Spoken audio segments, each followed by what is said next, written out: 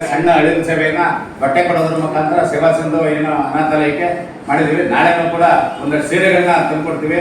ನೀವೆಲ್ಲರೂ ಕೂಡ ಒಳ್ಳೆ ಮನಸ್ಸಿನಿಂದ ಯಡಿಯೂರಪ್ಪನವರಿಗೆ ಒಳ್ಳೇದಾಗಲಿ, ಮುಂಬರುವ ದಿನಗಳಲ್ಲಿ ಒಳ್ಳೆ ರಾಜಕೀಯ ಶಕ್ತಿ ಸಿಗಲಿ ಅಂತೇಳಿ ಒಂದು ಆಶೀರ್ವಾದ ಮಾಡಬೇಕು ಅಂತೇಳಿ ನನ್ನ ಮನವಿ.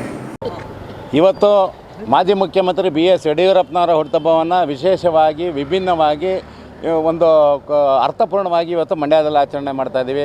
ಏನು ಪಾದಕೆ ಕುಟೀರ ಮಡಿಕೊಂಡಿರ್ತಕ್ಕಂಥ ಚಮಾರ ವೃತ್ತಿಯನ್ನು ಮಾಡ್ತಿರ್ತಕ್ಕಂಥ ಮಾದಯ್ಯ ಸೇರಿದಂತೆ ಇನ್ನೂ ಹಲವಾರು ಮಂದಿಗಳಿಗೆ ಏನು ಕಾಯಕ ಸಮಾಜ ಏನಿದೆ ಆ ಸಮಾಜಕ್ಕೆ ಹೊಸ ಬಟ್ಟೆ ಹೊಸ ಚಪ್ಪಲಿಯನ್ನು ಕೊಡಿಸೋದ್ರ ಮುಖಾಂತರ ಅವ್ರನ್ನ ಸನ್ಮಾನಿಸಿ ಆ ಒಂದು ತಳ ಸಮುದಾಯವನ್ನು ಒಂದು ಹೃದಯದಲ್ಲಿ ಇಟ್ಕೊಂಡು ನಾವಿದ್ದೀವಿ ಅನ್ನೋ ಒಂದು ಭಾವನೆಯನ್ನು ಇವತ್ತು ಸಾರ್ವಜನಿಕವಾಗಿ ನಾವು ಹೇಳಿದ್ವಿ.